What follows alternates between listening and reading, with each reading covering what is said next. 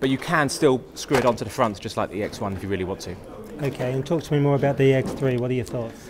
I've got two EX1s, and as soon as I get an EX3, I'm selling one of them because I don't need two EX1s. I want two EX3s really. It's beautiful. The main reason I love it is a viewfinder that you can actually look at and focus with, which is kind of unique in small camera world. But you must admit that it would be very advantageous to keep one EX1 and an EX3 because the EX1 is so portable. Yeah, there is the fact that it is more portable, and when using it with, if you didn't use it with an adapter, it is quite a nice small stubby camera. And when you're using this on your shoulder, you do look more like a pro than you would do if you're just holding it out like this. So it's just so much better for handheld. But when you put a viewfinder into your eye and you're holding it up like this, you look like a pro. So if you're trying to get some subtle shots when security aren't around, in places you're not supposed to, you're going to draw more attention to yourself. So sure, I probably will keep one of these and have one of these, one for each job I'm doing. And what else have you got to say about the EX3? Is there anything else that grabs you about it? To be honest with you,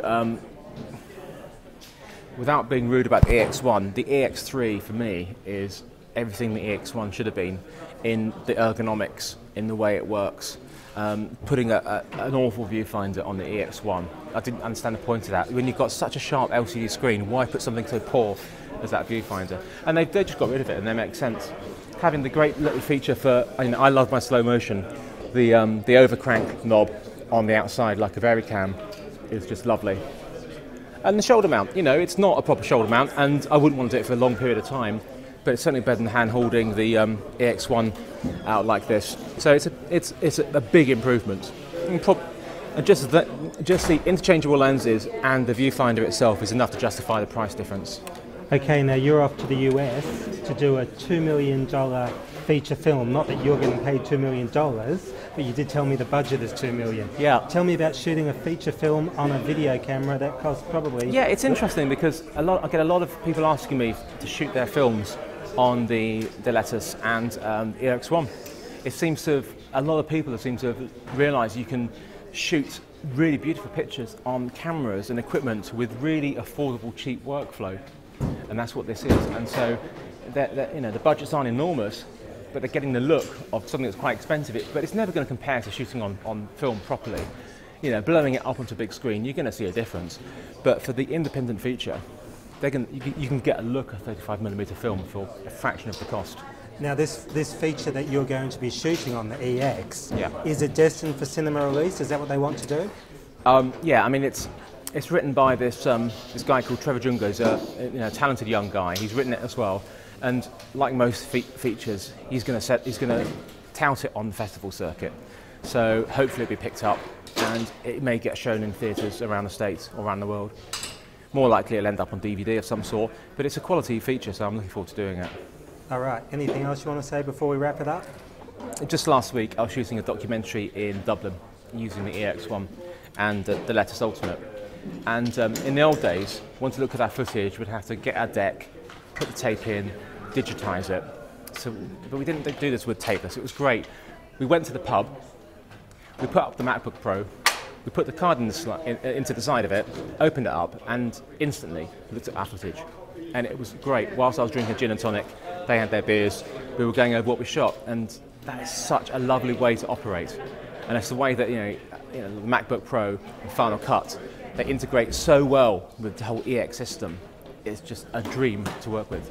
Very different than having to spend the rest of the evening in the hotel room working through discs and tapes and whatever else. Yeah, I used to travel when I used to edit myself on the road, tape to tape. You're talking about flight cases and monitors and logging and all of that sort of stuff. And everything is so streamlined and easy and simple and fast. That's what I love about it. Okay, I need to ask you one other thing. Yeah. Talk to me about archiving. You shoot onto the S/S cards. Yeah. Now, do you burn to Blu-ray or do you go to XD Cam? Yeah, okay. Archiving solid state is still an issue, and it's an issue that I'm certain by the end of the year will be resolved. At the moment, there's not the perfect system. I currently archive everything onto 2 hard drives, and that's how I do it. I did start doing it on Blu-ray, but the speed of Blu-ray writing and then verifying was basically real time, and it just took too long. You may as well go back to tape. There's no point, yeah, there's no point doing it. So I've got a stack of 1 terabyte drives I bought cheap, and I'm just keeping everything on the shelf. And XDCAM U1 drive, it's just a USB drive. I've already got it, it's read-only, and in a few months' time it'll be writable, so I'll be able to burn everything onto these beautiful professional discs, which are like Blu-ray discs, but they're really solid packaging. And that's going to be my way of archiving, because it's fast as well. It's not real time, it's like 3 times speed. Okay, and is there any other advantage? I mean, Blu-ray would be quite robust, I would imagine. It's robust, but it's exposed. That's the problem with Blu-ray. It's like a CD in that it is an exposed format, whereas you can't get to the actual bit that's written to on the XDCAM disc. So I can stick that on my shelf, and 40 years later, I can take it out and know it's going to be fine. Blu-ray should last for 40 years unless should do. someone runs over it with a tractor. But that's where the problem is. You can archive on Blu-ray, but all it takes is for you to be a little bit clumsy with it, put a little bit of a scratch on it, and you could have lost something really important, because you can't damage the discs unless you get a hammer and just bash it. Phil, have a really good time in the US. I'm looking forward to getting you on Mac Video again, because the more information we can extract from your mind, the better. Great, thanks very much. Pleasure to speak to you. Thanks. Video.